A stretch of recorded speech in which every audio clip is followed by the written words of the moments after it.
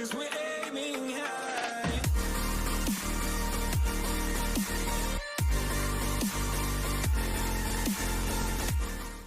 Hey guys, welcome back to another video on the channel, and today we'll be taking a look at how to get started with Visual Studio Code. So Visual Studio Code, also popularly known as VS Code, is pretty much a code writer such as Atom and Sublime Text. What makes it so special is that it is lightweight and supports a lot of languages and plus is user friendly. Now in this video I will be listing the top extensions, how to download VS Code, and how to get started with your first project. Now let's get right to the video. To download Visual Studio Code, all you need to do is go over to code.visualstudio.com.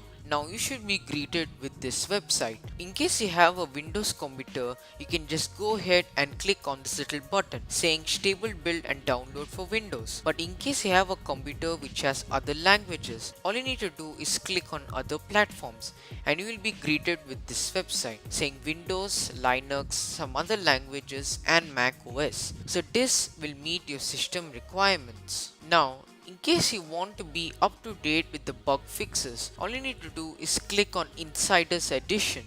Now this website will bring you to something which Visual Studio Code gets updated every day and there will be bug fixes. But I do not recommend this because it might have some broken builds and it's better to stick with the stable build version for now. Now I can just go ahead and click on downloading for Windows and it will say thanks for downloading Visual Studio Code. In case this download doesn't work, try to click on this direct download link. Once you have ran through the activation wizard and installed Visual Studio Code successfully, you should be greeted with this welcome screen. So if you want to create a new file, all you need to do is go over to file and click on new file. Now it will bring you to this. If you want, you can select a language to get started. For example, I want to create a HTML document. I just clicked on this button and I type in HTML. Then once you get to this part and you have chosen your successful language, all you need to do is hit enter on your keyboard and you'll be greeted with the HTML format. Now I can always save this document to my local disk and start working with it like as in any other editor. In case you have already been working on a project and you want to open the folder in which the files are in, all you need to do is go over to File, Open Folder, and this should open the Explorer for you to choose your folder. Now Visual Studio Code has certain plugins which are unique to it and can help speed up and make your work more productive. Now to access this, all you need to do is click on extensions, and these are the extensions I will be recommending and I'll be taking a look at in detail right now. The first extension we'll be taking a look at is the Auto Rename tag by John Han, which has over 6 million downloads. To find this extension, all you need to do is go over to the search bar and type in Auto Rename tag and hit enter. It should be the first result you will receive.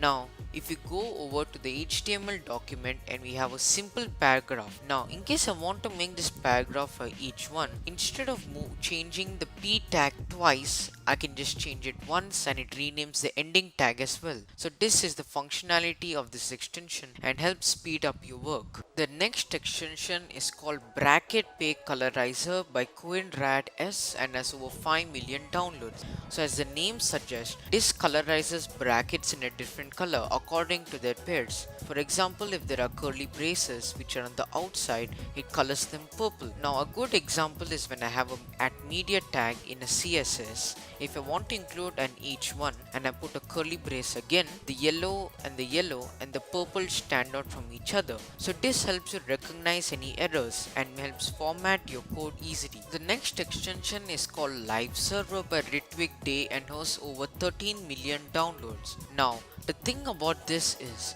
in case you have a basic HTML document and you have a basic heading, all you need to do is right click and click on Open with Live Server.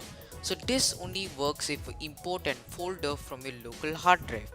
Now once you do so, you will be greeted with this screen on your web browser, and it has a bunch of numbers which is your port number, and it has the word hello on it. Now the benefit of this extension is, in case I have a regular paragraph saying hello again, and every time I click Ctrl S or I save this, it'll immediately add it over here without me having to refresh this document. So this also makes it easier to spot errors and speeds up your work. Another extension to check out and is pretty cool is called Prettier Code Formatter, made by Prettier and has over 14 million downloads. Now if we go back to our HTML document, you'll have some random text which is some lorem ipsum. Now the main function of this extension, if that I minimize this tab and I make them smaller, it actually shrinks this and makes them into one line.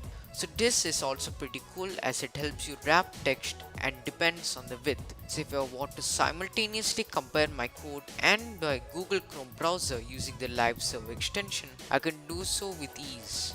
The last two extensions are pretty self-explanatory. Now JavaScript ES6 code snippets by Charamplos Karipidis, what it does is it just offers snippets while you're doing your JavaScript. So this is for JavaScript usage. The last one is the icon fonts. So this is pretty much creates a preview where you can select some icons including the famous Font Awesome package. So in case you want buttons such as the up button or the down button, this is where you can get it for free, and plus it speeds up your productivity. Now let's take a look at the settings needed for VS Code. Now to access these settings, all you need to do is go over to this little bottom and see this gear icon and click on it. Then click on setting. Once you do so, you should be arrived at this place. Now the recommended font family for VS Code is the default, which is Consolas, Courier New and Monospace. The font size can be changed from 14px to 20px and the rest should be fine.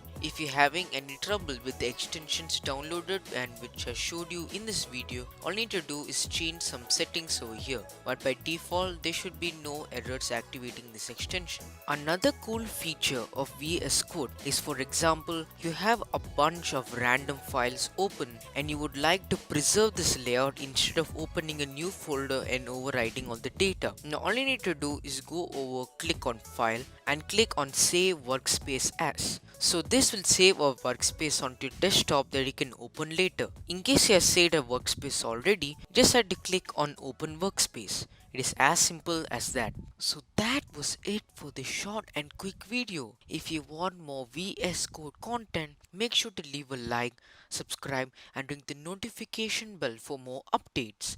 Join my Discord server to give some video suggestions along with my other social media. Other than that, see you in the next video. Bye.